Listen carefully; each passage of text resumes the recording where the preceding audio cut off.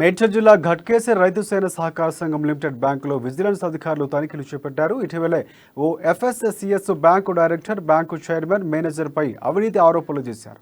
ఇంతలోనే విజిలెన్స్ అధికారులు బ్యాంకులో తనిఖీలు చేయడం మరింత ప్రాధాన్యత సంతరించుకుంది. అయితే బ్యాంకు మేనేజర్ కరుణాకర్ మాట్లాడుతూ సాధారణ తనిఖీలో భాగంగానే విజిలెన్స్ అధికారులు తనిఖీలు చేశారని చెప్పారు. తాము ఎలాంటి అవినీతికి పాల్పడడం లేదని, కొందరు వ్యక్తులు కావాలనే బ్యాంకు ప్రతిష్టను దెబ్బతీసే విధంగా ప్రయత్నం చేస్తున్నారంటూ ఆరోపించారు.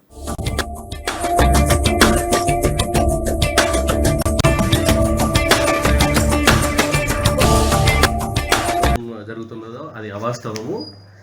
కేవలం సాధారణ తనిఖీలో వచ్చినటువంటి అధికారులు ఈ ఆంధ్ర బ్యాంకు, ఈ కార్పొరేషన్ బ్యాంకులో మామూలు సాధారణ తనిఖీలో వచ్చినటువంటి అధికారులు నా పరిచయస్తులు కావడంతో నన్ను కలవడం కోసం వచ్చారు, అంతే తప్ప దీంట్లో దాడులు ఏం లేవు. ఇక్కడ ధర్మారెడ్డి గారు మా సొసైటీ మీద, నా మీద, చైర్మన్ గారి మీద చేస్తున్నటువంటి ఆరోపణలు కూడా ఎంతవరకు వాస్తవం లేదు.